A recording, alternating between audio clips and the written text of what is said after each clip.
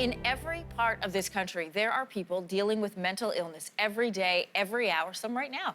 In support of Bell Let's Talk Day and ending the stigma, Marci Ien recently traveled the country, meeting with 7 people who shared their own mental health journeys with her. Those stories are the focus of In Their Own Words, a primetime special airing tonight on CTV, and we are lucky enough to have Marci joining us here this morning. Marci, thanks so much for being here. It's so good to be here. Good morning, you guys. Good morning. Marci, what did it mean to you personally to spend time with these people and to have them open up with their stories? It's something special when people say, come on into my home. Come on into my home, share a cup of tea, and I'm going to tell you where I've been for the last couple years in my life. There's a special connection, a special bond that happened, and we never took that for granted. They shared things and often said, we've not even told our own family these things before, but there was something that happened, almost cathartic at times, where they just shared and sometimes cried. There are a lot of ups and downs in these stories, but the bottom line, a lot of hope as well. Let's share one of those conversations, and I call it a conversation on purpose because it wasn't an interview about their experience. No. This was you guys chatting. I want to share one of those. This is a special clip of a mom. She's a married mom of 2 from Bedford, Nova Scotia. She was diagnosed with obsessive-compulsive disorder and generalized anxiety. Here's a look at her story.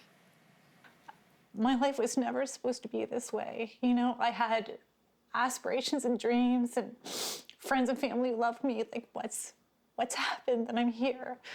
And so courageous, first of all, to know that with a room full of cameras and knowing this is going to be on national television, to say, I want to help other people, so I'm going to tell my story. What was your biggest takeaway? Ali Garber is such a special, special lady. This is a woman who, when you look at her, she looks like the pinnacle of success. She lives in Bedford, Nova Scotia, in a gorgeous house on a hill. She's got a loving family, husband, 2 kids, but she's got obsessive-compulsive disorder. And that's something that she's been dealing with for a while. But she also goes deeper because she says what she calls the voices in her head led her to do certain things. Things got dark for her, including cutting. And when she was crying in that clip, she'd shared with us that this is something that she hadn't shared before. She'd shared the fact that she's got OCD. She's going through that journey day by day, but she hadn't gotten to the point to share that she'd actually been cutting herself in order to stop those voices, and she did with us that day. I want to talk about another conversation that you had with Jason Pham. He deals with PTSD after a car crash that he had when he was 15. A car crash, rather, that he was in when he was 15. Yes. And part of the story is the trouble that he had reconciling that with his parents, who had a tough time acknowledging that he had an illness. We have a clip, so let's take a look. Yeah. They did not understand what PTSD was, did not understand what depression was.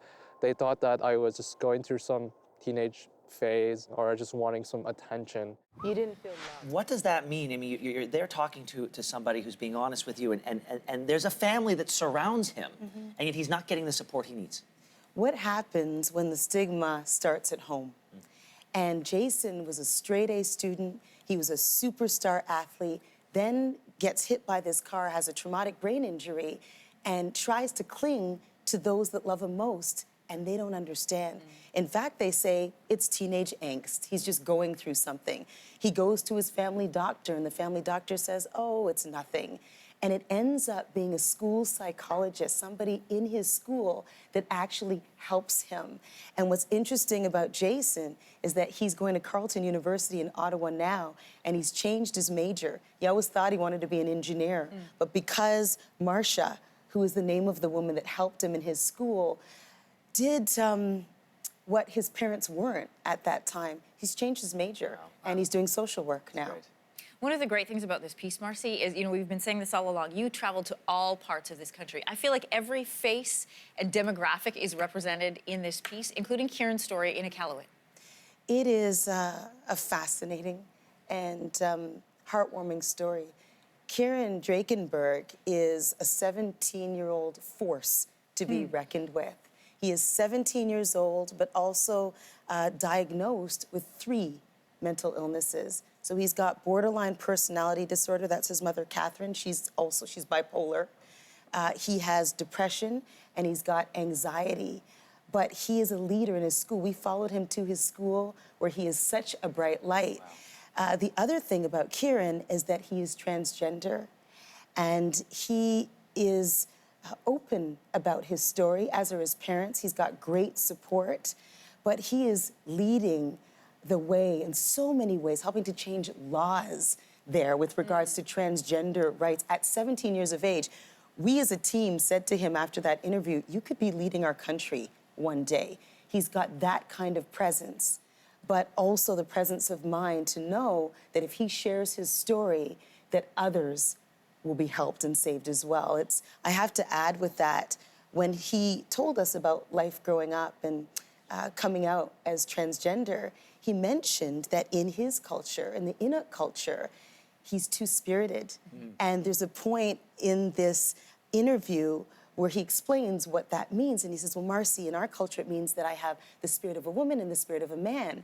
And so we are seen as helpers, or if you're two-spirited, you're a helper or you're a healer. You guide others because you understand both. And so I said, Kieran, that's you then, that's what you are. And he paused and kind of took that in and said, you know, I guess. And I said, no, really, that's what you are.